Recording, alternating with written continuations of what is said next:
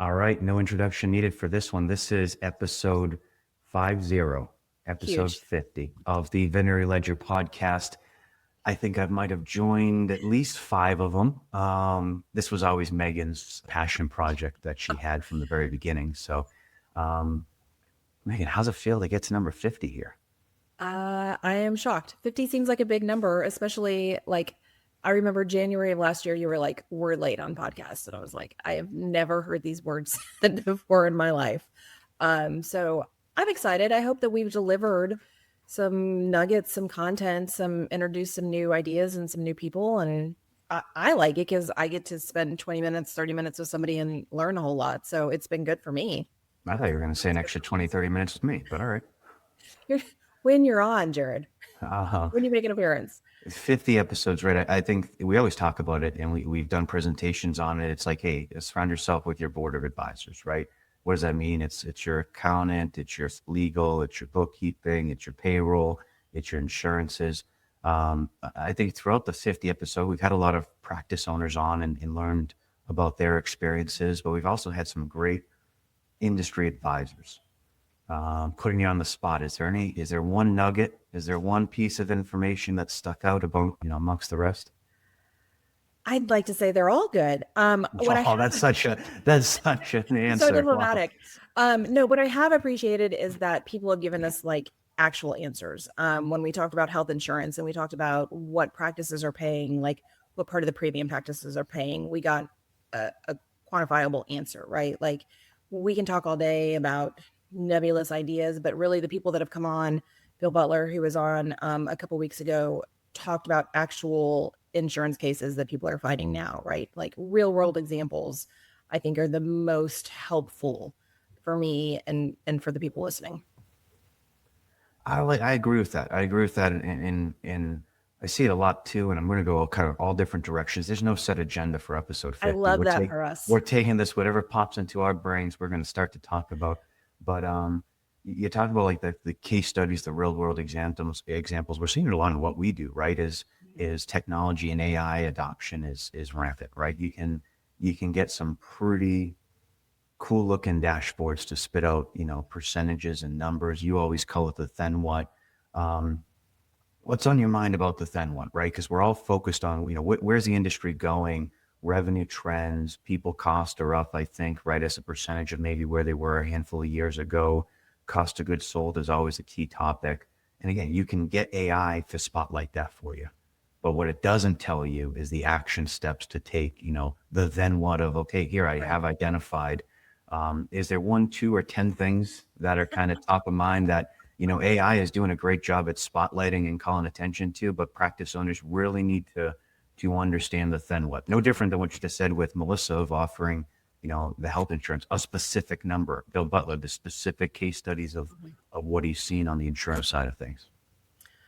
I think we're coming into a time where we're going to have difficult conversations, right? No longer are we saying your cogs are high, let's adjust them. This is now getting down to nitty gritty. Are we buying, through brand loyalty, which gives us some points back? Are we pricing appropriately, which maybe we haven't been doing? Are we paring down our inventory? Do we have too many incense on the shelf? Are we not bringing in everything that's new? Are we staying on track of our, things that expire? So I think rather than just saying like, oh, things look good, right? We need to definitely do the deep dive and those tough conversations about things don't look so good, right? And then addressing them in a way that people can respond today, right? What 3 things can I go back to my practice and do today, right now, that will make a difference?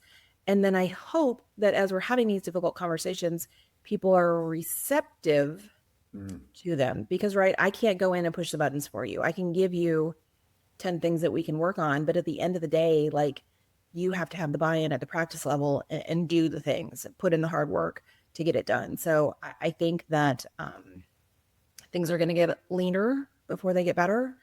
And that's going to take some teamwork and some guidance and some trust. And we'll see how it goes. And I would think in time, right? Because you named some good, those specific items you were talking through, but even by changing it, you're not gonna, there's no magic that shows up within the first week. I would think, what is it? Usually quarterly, semi-annually that you start to actually feel the impacts of some of those changes? It depends what it is. I personally think, right, if we change your prescription filling fee by $5, that could be $30 today, right? Mm. That easily.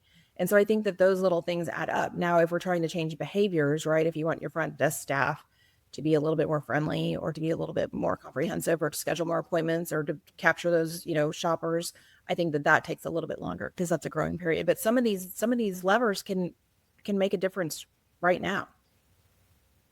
But there's not enough time, right? That's always what we hear is I don't have time to do that. So we've got to pick our priorities, right? Like what is important to you? Is there someone on your leadership team that can do this for you? You give them the okay, then they do it. But like at some point, progress has to be a priority. Delegation sounds hard when you put it that way. Sometimes it's hard because you're having, like you said, the difficult conversations, but then you're also putting someone new in charge. What's your philosophy around that? The delegation piece of it. I want to be missed when I'm gone, but I still want to be able to leave, right? So I don't want to operate in a silo because I I'm gonna get want that on a to. t-shirt. That is great. Oh my God. Missed when I'm gone. But what was it? Missed when I'm gone. What was the last part of that? But I want to be able to leave. Like I still want to be able to go away, but I want you to miss me when I'm gone. But I don't want it to burn down, right? So Mm. I want to share the information. I want to share, especially like in vet med. I Is think there that we undertones to this right now? Like you trying to tell me something? remember I'm never passive aggressive. I'm only aggressive aggressive. There are no subtleties in me. Um, Empowering your staff though, right? So many people either they start out in the kennels, I'm just a technician, there's all of these things, and then you give them, hey, can you help me with inventory? And suddenly, like I've got it, I'm developing a new skill set, I'm helping the business be more profitable, all of these things that kind of build up your team. So I think that operating in a silo and trying to do it all by yourself is like just you're just gonna burn out. Mm. And maybe you're not gonna do it as good as somebody else could do it. This isn't a plug for the bookkeeping that we offer all clients, but I think you nailed it because we have the bookkeeping division was built right around people within vet med that came from certain areas. What do we have? 13. One was a former practice owner, but all of them were like managerial roles. And you're right, the amount of knowledge and insights and that they have is incredible. And obviously, I think that correlates down at the practice level for the practice managers that are still there. There is so much that they know and can do. And you should be saying thank you right now because but Acknowledging our acknowledging the awesomeness. compliment here. No, there is. It's super powerful, and you see that regardless of the industry. Yeah, it's just the empowering the people. I think it also provides for a stickier base, right? Because when the one team feels like they have the autonomy and an opportunity to Mhm. thrive and exceed and advance, I think you get easier buy-in, right? Sure, and what's their wheelhouse, right? Like I love holding dogs and cats and doing surgeries and that kind of thing, but maybe I want to expand and I also really like numbers and that would correlate with inventory. You've got people on your team who are capable of doing other things and especially like man, I hated scheduling. I never wanted to schedule and there was somebody who just really loved scheduling. Well, you know what? Here you go. It is yours. Mm. Right? I'll be the last set of eyes to check it, but by all means, take it away. You have a lot of conversations with practice owners. This might, tie into what you've just talked about, but is there an overarching theme or conversation where practice owners are saying they're most excited for, they're most concerned by? What has kind of been the flavor of conversations that we've already gone through the first quarter of 26, so almost 4.5 months into this thing. What's been the tone and temperament of the practice owners? I don't love it's not excitement, really, Not honestly. excitement. It's we're not excited at this exact moment. I think it's a lot of team burnout, with lots of right dealing with call outs and how do we deal with that. I think that's a tough one that goes back to culture, that goes back to accountability, all of those kind of tough conversations. And then it's just white space on their scheduling. Like we're just not getting the bodies in that we were, and what can we do? What unique ways are there to differentiate yourself from the practice down the street, from the corporate guy down the street? Like, what are we doing to get these bodies in? Is that more of you get the white space? Is that more of a hey, let's increase advertising spend within Facebook and social media outlets? Is it let's do community events to try to knock doors and sponsor schools and little leagues and all of that? What has seemed to been able to kind of break those lulls in the calendar? I mean, I think it really depends on your area, right? I've got some people that are doing radio ads in tiny little towns that are working great. That would never work in a larger like metropolitan Sure. city. So I think the little leagues are good if you're out there and that's your community. I think Facebook advertising, Instagram advertising is super duper cheap.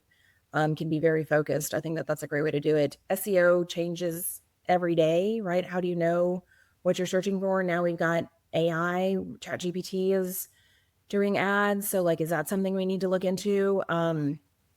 That's outside of my wheelhouse, but there are lots of smart people that are willing to help you with that. I think though that low hanging fruit is your lapsing clients, the people that haven't been in for 12, 13, 14 months. That's who I would be reaching out to first to try to get them back in, as well as do we want to promote some sort of wellness that is affordable, right? Like I think that the days of $1,500 for a dental cleaning might not be there anymore. But say we get something in at a more acceptable $500, $600, $700, maybe that I can, get around.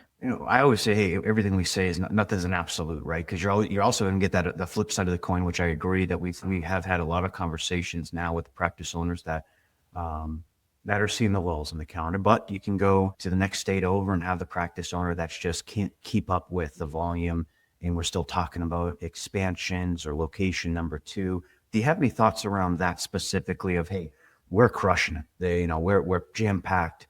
We've kind of utilized our footprint as well as possible. So we can blow out the walls and do a massive renovation, or we can go the next town over and put up a smaller second location. There's probably goods and bads with both. What type of things should you be thinking about? What's the right conversation when you're deciding between big renovation project, buying the single dock down the street, or starting a location number 2? It all sounds like so much work. Uh, That's the fun part of business, right? Is the work. It's but the it is so good, process. right? Well, I think then you decide, do you want to, is their property available? Because we talk to so many people who are kind of already landlocked, right? There's no way to expand. There's no way that anything's on the market that would fit what they're looking for. So is it even an option? I think if you want, you can't just duplicate the same thing, right? 2 doors over. So maybe you can have a surgery center and a GP, or maybe have rehab more at one and, keep your wellness at the other. So I think practically it's nice if you stay in the same location and just build out, right? If I can get 6 exam rooms where I have 2 and I don't have to shut my doors and I can somehow do construction around and just make a bigger footprint, that seems easier to me. Less, you lose about 30% of your people when you move. So I don't really want to do that. And I don't think that I want to open up the same thing just a few doors down, right? Or one town over, in my opinion. I was about to be funny. You gave a really good answer, and then you said you lose 30% of your people. I was about to say, did you know that 75% of statistics are made up? But then I didn't want to I thought that might have sidetracked your really good point. So I waited, but I still have to say it. Thank you. I appreciate it. Thank you for waiting till afterwards. So now everyone can think about that.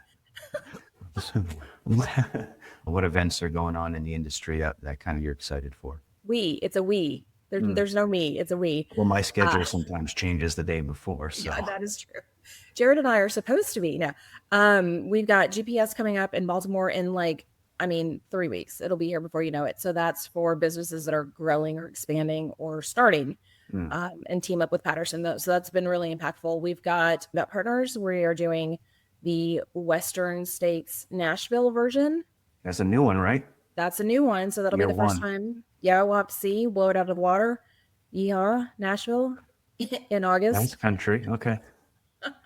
So that'll be fun. We'll see who goes to that one. I will be at the Practice Managers, the VHMA annual conference in Reno in September. Never been to Reno, but it feels like it's going to be hot. I mean, we're doing lots of things. There's still lots of things going on, building and growing. What makes my heart happy is that there's still so many new practices that are opening up and people out there that want to do better than what's available now. People that are like the common top, right? Everybody wants to do well for their staff and provide well for their clients. And I think that that's huge. So it makes me very happy that people are still invested in this industry. People are still trying to make it better. People are still trying to grow it.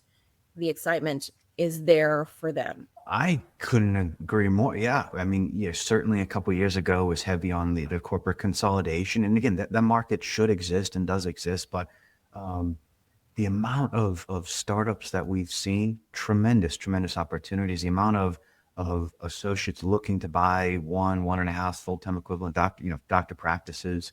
It's so much opportunity out there still for private practices in medicine. Put your own custom spin on it.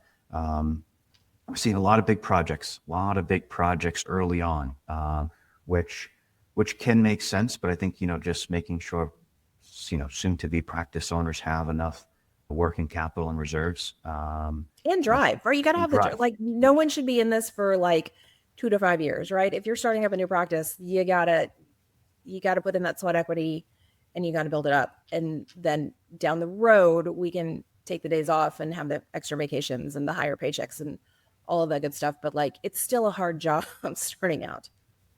It might cause a stir, but I have a strong stance on this. What is your take on you start a practice, but then you're still doing relief on the side?